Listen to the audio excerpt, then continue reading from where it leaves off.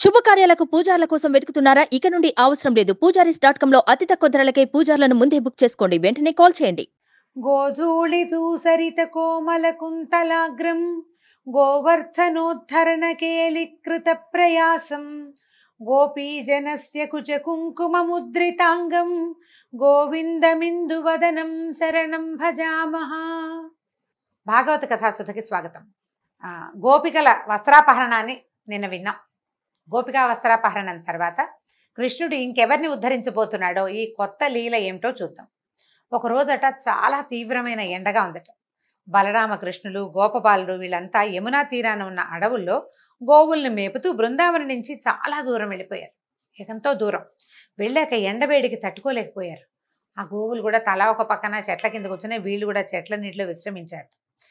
కాసేపు తేరుకున్నాక ఏమన్నట, మిత్రులారా, ఈ చెట్లను చూడండి, ఇవి ఎవరి నుంచి ఏమీ కోరవు, తమ పట్ల ఎవరెంత అపచారం చేసినా సహిస్తాయి, అలాగే అన్ని ప్రాణులకి ఉపయోగపడమే తన జీవిత లక్ష్యం అన్నట్టు బతుకుతాయి ఈ చెట్లు, అంతే కదా. వాటికి ఎవరికి తోటి ఏమీ లేదు, కొట్టేసిన వాడికి కూడా నీడిస్తుంది, పండిస్తుంది చెట్టు. తాము ఎండకు ఎండి గాలికి వాలిపోయి వానకు తడిసి చలిని సహించి అవే బాధల నుంచి మనని రక్షిస్తాయి. అంతేకాదు ఎవరైనా తమ వద్దకు ఏదైనా ఆశించి వస్తే వాళ్ళని రిక్తహస్తాలతోటి పంపవు. ఎవడైనా వస్తాడు, పచ్చగా ఉన్న నాళ్ళు ఆకులు కాయలు పళ్ళు పువ్వులు ఇస్తాయి, ఎండి మోడైపోయాక కలప కట్టె కట్టెలు బొగ్గులు ఇస్తాయి. చెట్లు ఎంత గొప్పవి! ఇంతకంటే జన్మ సాఫల్యం అంతరం ఇంకొకటి ఉందా? జీవిత సాఫల్యానికి ఇంకేం కావాలి? ఎప్పుడూ ఇతరులకు సహాయపడ్డమే. మానవులు వీటిని చూసి నేర్చుకోవాలి. తమ జీవితకాలంలో ప్రాణాన్ని, బుద్ధిని, ధనాన్ని, వాక్కుని లోకహితం కోసం వినియోగించాలి ప్రతి మానవుడు అని శ్రీకృష్ణుడు భాగవతంలోనే చెప్పాడట. భగవద్గీత దాకా వెళ్ళలా, చిన్నపిల్లాడప్పుడే చెప్తున్నాడు. పుట్టిన ప్రతి ప్రాణి లోకహితం కోసం ప్రవర్తించాలి. మనం మొత్తం లోకహితం కోసం ప్రవర్తించలేకపోతాం. కనీసం కొంతైనా లోకహితం, సొంత లాభం కొంత మానుకుని పొరుగువాడికి తోడ్పడాలని కృష్ణ పరమాత్మే చెప్పాడు. అయితే ఏం చేశారు? ఎండగా ఉందనుకున్నారు కదా, సరే నది దగ్గరికి తీసుకెళ్ళి నీళ్లు తాగిచ్చారు. ఆకళ్ళు వేస్తున్నాయి బాగా, ఎండాకాలం ఆకళ్ళు ఎక్కువ. కృష్ణ, ఆకలి తీరే మార్గం ఏదైనా చెప్పమన్నారు. అయితే ఈయన ఏమనుకున్నాడంటే, ఆయన ఆలోచిస్తున్నాడు, తనకు అత్యంత భక్తురాలైన ఒక విప్రపత్నిని ఆయన ఉద్ధరించాల్సి ఉంది. ఆ సమయంలో ఎవరికో ఒకళ్ళకి ఇవ్వాలి, ఒక సహాయం చేయాలి ఆయన. అందుకని ఏం చేశాడు, మిత్రులకి ఆకలి తీర్చేది, తన భక్తురాలకి మోక్షం కలిగించేది అయిన ఒక మంచి ఉపాయాన్ని పెట్టుకున్నాడు. ఏం చెప్పాడంటే, ఆ పక్కన కొంచెం దూరంలో అనేక మంది వేదవేత్తల ఆశ్రమాలు ఉన్నాయి. వాళ్ళంతా యజ్ఞం చేస్తున్నారు, స్వర్గలోకవాసం కోసం యాగాలు చేసుకుంటున్నారు. వాళ్ళు బృహస్పతి శవం అనే యాగం చేస్తున్నారట, యజ్ఞం. అయితే మీరు వాళ్ళ దగ్గరికి వెళ్ళండి, బలరామకృష్ణులు మాకందరికీ అన్నం పెట్టమని అడుగుతున్నారని అడగండి అని చెప్పాడు. చెప్పేసరికల్లా ఈ గోపబాలురంతా ఆ యజ్ఞవాటిక దగ్గరికి నడిచిపోయారు. యజ్ఞవాటికలో ఉన్న వాళ్ళకి దండం పెట్టారు, చేతులు జోడించి, అయ్యా బ్రాహ్మణోత్తములారా, బలరాముడు కృష్ణుడు మమ్మల్ని పంపారు, వాళ్ళిద్దరూ మేమును చాలా ఆకలితోటి ఉన్నాం, మాకు అన్నం పెట్టమని మిమ్మల్ని అడగమన్నారు అని చెప్పారు. చెప్పేసరికల్లా పైగా మీరు యజ్ఞం చేస్తూ దీక్షలో ఉన్నారు, ఈ దీక్షలో ఉన్న వాళ్ళు తాము వండుకున్న అన్నం తాము తిన్నా ఇతరులకు పెట్టినా తప్పు లేదని చెప్పమన్నారు. మీరు యజ్ఞ దీక్షలో ఉన్న వాళ్ళు అన్నం వాళ్ళు తినచ్చు, ఇంకొకళ్ళకి పెట్టచ్చు, తప్పు లేదని చెప్పమన్నారు. కాబట్టి మీరు సమస్త ధర్మాలు తెలిసిన పెద్దవాళ్ళు బలరామకృష్ణులకి అన్నం పెట్టండి, మాకు కూడా అన్నం పెట్టండి అని అడిగారు. ఈ విప్రులు స్వర్గము మొదలైన అంటే ఏమనాలి, అల్పమైన విషయాలు, చిన్న విషయాల పట్ల మాత్రమే ఆసక్తిగా ఉంది. విస్తారంగా కర్మలు చేయటమే జీవన సాఫల్యం అనుకునే చాలా చిన్న బుద్ధి. వీళ్ళకి భగవంతుడిని తెలుసుకునే ఉపాయం మీద దృష్టి లేదు. స్వర్గారోహణ ఎలా స్వర్గాన్ని పొందాలి అనే దాని మీదే ఉంది. పైగా దానికి తోడు ఏంటంటే, మూర్ఖులు, తమంత జ్ఞానులు ఎవరు లేరన్న ఉద్దేశం ఉన్నవాళ్ళు. భగవంతుడిని తెలియని వాడిని మూర్ఖుడనే కదా అనాలి. అక్కడి నుంచి సాక్షాత్తు భగవంతుడే గుమ్మంలోకి వచ్చి అన్నం అడిగినా విన్నట్టు ఉండిపోయారు. అన్నం పెడతామని అనలేదు, పెట్టమని సమాధానం చెప్పల. గోపబాలురు వెనక్కి తిరిగి వచ్చేసారు. ఇక నిరాశగా వచ్చారు. అప్పటికే ఎండ మార్చేస్తోంది, ఆకలి కడుపుతో నకనకలాడుతూ వెనక్కి వచ్చారు. అయితే బలరామకృష్ణులకు చెప్పారు, ఇలా జరిగింది. వాళ్ళు ఏం మాట్లాడలేదని. కృష్ణుడు నవ్వేట, ఏదైనా ఒక పని చేయాలంటే ప్రయత్నం చేస్తూ ఉండాలి. మనకు అన్నం కావాలి, ప్రయత్నం చేయొద్దు. వాళ్ళని అడిగావు, వాళ్ళు కాదన్నారు, ఇంకోళ్ళని అడుగు, ఇంకో ప్రయత్నం చేయాలి కదా. ఒక ఉపాయం ఫలించకపోతే ఇంకో ఉపాయం ఆలోచించాలి. కాబట్టి మీరు మళ్ళీ వెళ్ళండి, ఈసారి బ్రాహ్మణులను అడగద్దు, వాళ్ళ భార్యలను అడగండి అన్నాడు. ఈ విప్రులు జ్ఞాన సంపన్నులు. వాళ్ళకి ఆలోచన ఏంటంటే, చదువు విషయం వరకే వాళ్ళకి ఆలోచన ఉంది. కానీ విప్రుల భార్యలు భక్తి సంపన్నులు, వాళ్ళకి చాలా భక్తి ఆలోచనలు ఉన్నాయి. వాళ్ళకి ఏంటంటే, అన్నిటికీ ఎప్పుడు నిరంతరము పరమాత్మ మీదే లగ్నమైన మనసు కలిగిన వాళ్ళు. విప్రపత్నులు విష్ణు కథలు విన్నారు, వాటిని మననం చేసుకున్నారు, వాటినే ధ్యానం చేసి ధన్యులయ్యారు. వారు శరీరాలతో సంసారాల్లో ఉన్నారు, కానీ వాళ్ళ మనసుల్లో మాత్రం విష్ణువే ఉన్నాడు ఖచ్చితంగా. కాబట్టి కృష్ణుడు అన్నం అడుగుతున్నాడు అని చెప్పమన్నారు. ఈ పిల్లలు మళ్ళీ గోపబాలురంతా వెళ్ళారు. భార్యలు కూర్చునేందుకు ప్రత్యేకంగా ఒక పక్కన ఒక శాల ఉందట. ఈ యజ్ఞంలో ఉన్న మగవాళ్ళంతా బ్రాహ్మణులంతా యజ్ఞం చేసుకుంటుంటే వాళ్ళ భార్యలు కూర్చోడానికి ఒక పెద్ద శాల కట్టి ఉంది, కూర్చుని ఉన్నారు. వాళ్ళంతా చక్కగా అలంకరించుకుని చక్కగా లక్షణంగా కూర్చుని ఉన్నారు. ఉండేసరికల్ గోపబాలుడు నమస్కారం చేసి చెప్పారు వాళ్ళకి, కృష్ణుడు ఆవులు మేపుతూ ఇంటి నుంచి చాలా దూరం వచ్చేసాడు. అతని అనుచరులమైన మేము, వాళ్ళ అన్నయ్య అయిన బలరాముడు కూడా ఆకలితోటి ఉన్నాం అని చెప్పాడు. మా అందరికీ అన్నం పెట్టమని అడగమన్నాడు అని అడిగేసరికల్లా ఈ మన విప్రపత్నులు, ఈ బ్రాహ్మణ స్త్రీలు అప్పటికే ఈ కృష్ణుడి సంగతులన్నీ విని ఉన్నారు. కృష్ణుడు సాక్షాత్ శ్రీమన్నారాయణ అనే భావనతోటి కూడా ఉన్నారు. పరమాత్మే అడగడం తమది పూర్వజన్మ పుణ్యం అనుకుని ఏం చేశారు, వెంటనే గబగబా నడుం కట్టి వంటలు చేసేశారు. చకచక అందరూ కలిసి షడ్రుచులతో అనేక పదార్థాలు ఉండి పెద్ద పెద్ద పాత్రల్లో పెట్టుకున్నారు. భర్తలు, సోదరులు, బంధువులు, పుత్రులు అందరూ స్త్రీలను అన్నం మోసుకెళ్ళద్దు అని కేకలేశారు. అయితే ఏంటంటే నదులకి ఎన్ని కొండలు అడ్డం వచ్చినా అవి సముద్రం వైపే దారితీస్తాయి. అయినా కూడా వీళ్ళు ఏం చేశారు, అలాగే ఈ విప్రపత్నులు ఎవరు వద్దన్నా సరే ఈ అన్నపాత్రలు అవి మోసుకుంటూ కృష్ణుడు ఉన్న చోటుకి వెళ్ళారు. వాళ్ళల్లో ఒక ఆమె భర్త గట్టిగా అడ్డుకున్నాడు. ఆమెను వెళ్ళని వాళ్ళ చేతులు గుచ్చేసుకున్నాడట. వెళ్ళనిపోయేసరికల్లా ఆమె ఉండిపోయింది అక్కడే.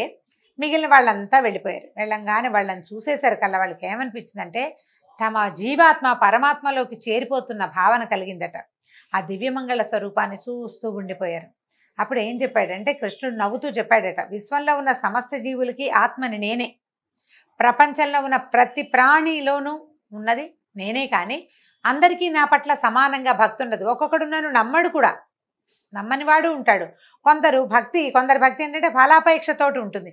ఈ పూజ చేస్తేనో, ఈ పారాయణ చేస్తేనో, ఈ నోములు చేస్తే ఈ కోరిక తీరుతుంది, ఇన్ని కొబ్బరికాయలు కొడితే ఈ కోరిక తీరుతుంది, ఈ నామాలు రాస్తే ఈ కోరిక తీరుతుంది, ఇలాంటి ధ్యాసలో ఉండేవాళ్ళు ఏం చేస్తారు, ఆ మనసులో పెట్టుకుంటారు భగవంతుడు ఫలాపేక్షతోటి. ఆ కోరిక తీరే వరకు వాళ్ళ భక్తి దృఢంగా ఉంటుంది. మనం రోజు రామకోటి రాస్తాం అంటే అందరూ ఇలా ఉంటారని నేను చెప్పట్లేదండి, మాట సామెతకి చెప్తున్నాను అంతే. ఈ మన పని అయ్యేదాకా, మా పిల్లలు పైకి వచ్చేదాకానో, లేకపోతే వ్యాపారం పైకి వచ్చేదాకానో, మా ఆరోగ్యము ఏదో అనారోగ్యంలో ఉన్న వ్యక్తి తిరిగి వచ్చేదాకానో ఉపవాసం చేస్తామనో, రామకోటి రాస్తామనో, ఏదో సాయినామని రాస్తామనో, ఇంకోటి రాస్తామనో పెడతారా. అది అయిపోయాక ఏమవుతుంది, ఇది మానేస్తాం మనం కదా, సహజంగా జరిగేదేనండి. ఇది తప్పని అనడం లేదు, తప్పని భగవంతుడు కూడా చెప్పటల్లా, ఫలాపేక్షతో ఉండే భక్తిని గురించి చెప్తూ ఈ మాట చెప్తున్నాడు. వాళ్ళ పని అయిపోయాక ఇంకా భక్తి ఉండదు, ఇంత దృఢంగా ఉండదు, కొద్దిగా ఉంటుంది. ఆయన పట్టుకున్నాం, పని అయ్యింది, ఈసారి మళ్ళీ అవసరమైనప్పుడు మళ్ళీ పట్టుకుందామని ఒక ఆఫీసర్ భావన ఉంటుందన్నమాట భగవంతుడి మీద. అయితే కొందరికి భక్తి అహైతుకి అంటే ఫలాపేక్ష లేనిది, వాళ్ళకి నిర్మలమైన ప్రేమ నిరంతరం ఉంటుంది.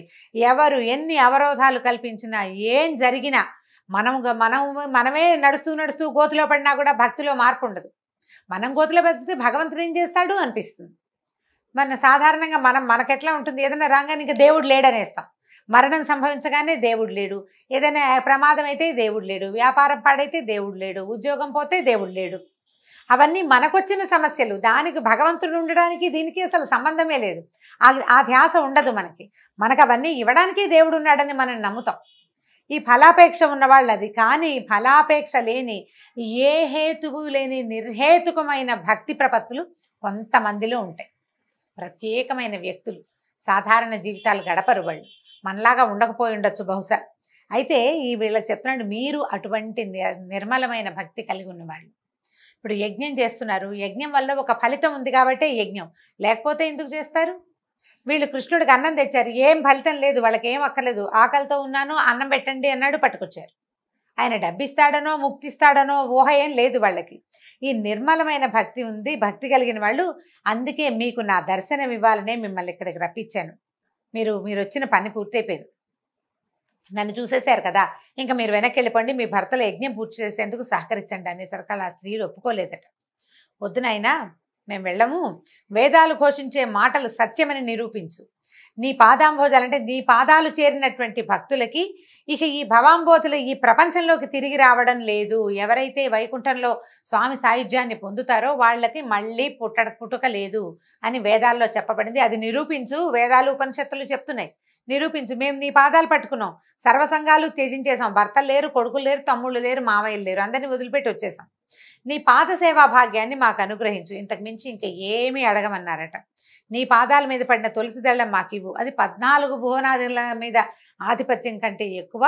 మేము ఇప్పుడు వెళ్ళినా మమ్మల్ని వాళ్ళని తిరస్కరించి ఇక్కడికి వచ్చామని వాళ్ళు మమ్మల్ని కోపంతో భర్తలు కానీ బంధువులు కానీ పుత్రులు కానీ స్వీకరించరు. ఇది సహజంగా జరిగే కదా. నా మాట కాదని వెళ్ళావు, ఏమంటూ వచ్చావు, ఎక్కడి గురించి వచ్చావో అక్కడికే వెళ్ళిపో అంటారు, ఎవరి కోసం వెళ్ళావో అక్కడికే పొమ్మంటారు. లోక సహజంగా జరిగేది. వాళ్ళు ఒప్పుకోరు నాయన అంటే కృష్ణుడు చెప్పాడు గట్టిగా, నేను మీకు అనుజ్ఞిస్తున్నాను, మిమ్మల్ని దేవతలు కూడా తిరస్కరించలేరు, దేవతలు కూడా మిమ్మల్ని కాదనడానికి వీల్లేదు.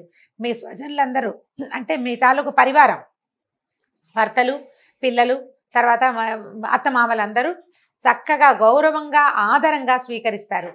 ఈ దేహంతో ఈ లోకంలో ఉండగా నాకు సమీపంలో ఉండాలని, నన్ను సేవించాలని అదే భాగ్యమని అని అనుకోకండి.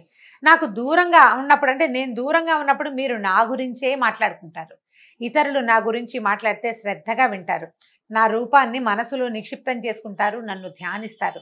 భగవంతుడు దగ్గరలో ఉండటం కంటే దూరంలో ఉండటం చాలా గొప్ప విషయం అని చెప్తున్నాడు ఈయన. దూరంగా ఉన్నప్పుడే కదా ధ్యాస ఎక్కువ అవుతుంది, నా సాన్నిధ్యంలో ఉన్నప్పుడు అలా కుదరదు. కాబట్టి మీరు నాకు సమీపంలో ఉండాలని కోరుకోవద్దమ్మా.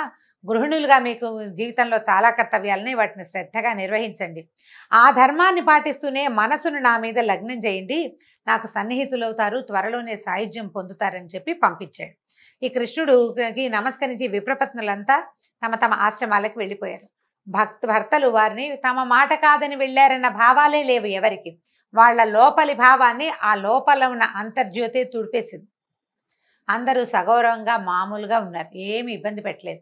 భార్యలతో కలిసి యజ్ఞం పూర్తి చేశారు. భర్త చేత అడ్డగించబడిన స్త్రీ మాత్రం ఒక ఆవిడ భార్యని వెళ్ళనివ్వలేదు కదా, ఆపేశాడు.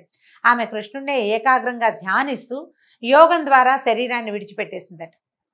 కృష్ణుడు తక్షణం అనుగ్రహించాలనుకుంది ఆమెనే. ఆమె తాలూకు ఆత్మ భగవంతుడిలో లీనమైపోయిందట. ఈ బలరాముడు కృష్ణులు ఏం చేశారు, మిత్రులతో కలిసి ఈ విప్రపత్నులు తెచ్చారు కదా, బ్రాహ్మణ స్త్రీలు తెచ్చిన ఆహారాన్ని హాయిగా తిన్నారు.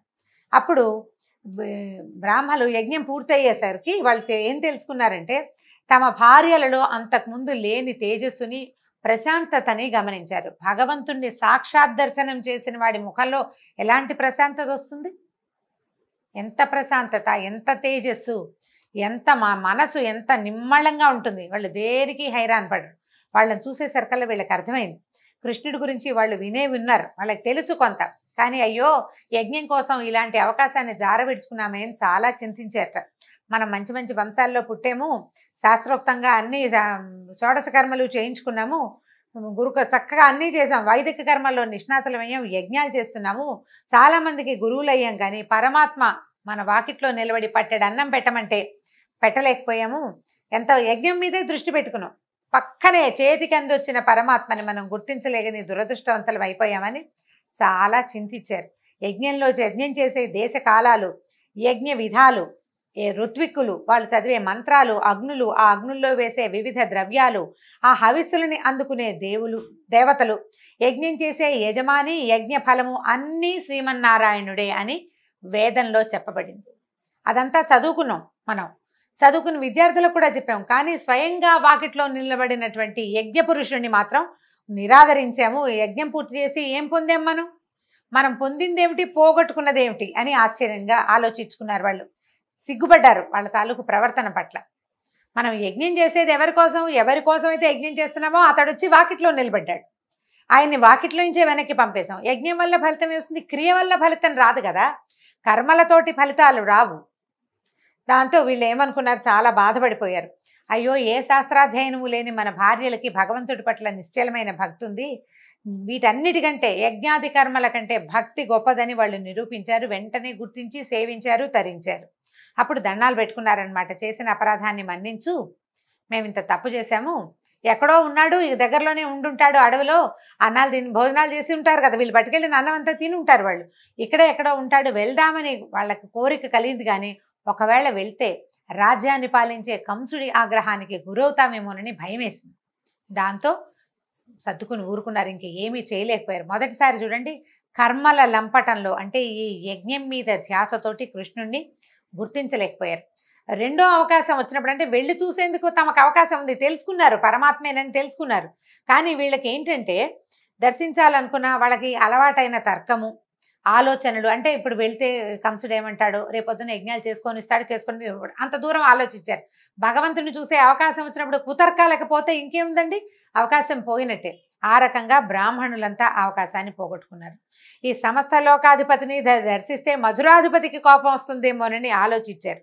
అందుకంటే చెప్తారు, ఆకాశమంత జ్ఞానం కంటే ఆవగింజంత భక్తి మిన్నా అని చెప్తారు పెద్దవాళ్ళు. అనేక సార్లు చెప్పినా కూడా చెప్పగా ఇప్పుడు మనకి వ్యాసుల వారు చాలాసార్లు ఇది చెప్తూనే వచ్చాడు. భగవద్గీతలో ఎన్నోసార్లు వింటాం. దానికంటే ఇది ముఖ్యమైనది, కర్మల కంటే భక్తి ముఖ్యమైనది అని వ్యాసుల వారు ఎన్నిసార్లు చెప్పారు ఈ మాట. భారతము, భాగవతము, మనం తర్వాత ఏమో భగవద్గీత లాంటివి చదివిన, రామాయణంలోనూ ప్రతి చోట భక్తి శ్రద్ధ చాలా ముఖ్యమైనవని, యజ్ఞాలు హోమాలు చేయొద్దని కాదు, కర్మలు చేయొద్దు అన్న భావం అసలు లేనే లేదు. అవన్నీ చేస్తూ వాటితో పాటు భక్తి శ్రద్ధ అనేవి చాలా ముఖ్యమైనవి. ఇప్పుడు యజ్ఞమా భగవంతుడా అంటే ఏదని తేల్చుకోవద్దు. నువ్వు తేల్చుకోలేకపోతున్నావంటే నువ్వు ఇంపార్టెన్స్ కర్మలకు ఇస్తున్నట్టు. వీళ్ళు చేసిన పొరపాటే అది. అయితే ఈ రకంగా బ్రాహ్మణ పత్నులని ఉద్ధరించాడు శ్రీకృష్ణ పరమాత్మ. దీంతో భాగవత కథా సుధ ఇవాల్టి భాగం పూర్తయింది. వచ్చే భాగంలో మళ్ళీ కలుసుకుందాం. నమస్కారం.